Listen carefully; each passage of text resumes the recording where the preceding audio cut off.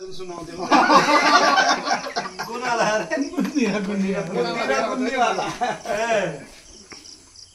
मैले भुले तिम्रो सम्झेर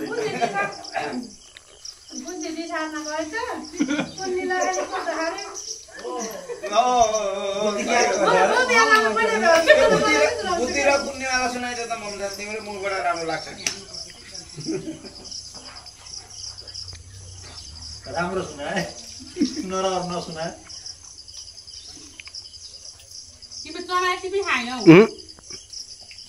हामी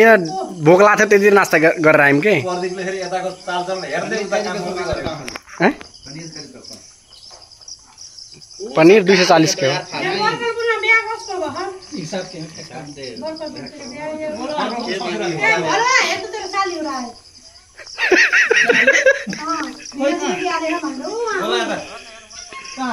मेरो यहाँ ससुराली हो रे यहाँ पनि छिमेकी बाइकुल एउटै त हो बे बोक्ने पर बदला एउटा चक्कर हटाइए भइहाल्यो त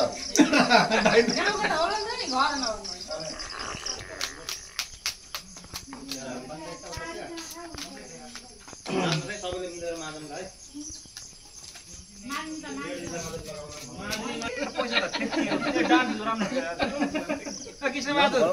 खै तमासा अक्सिजन खै यहाँ सास फेर्न गाह्रो भयो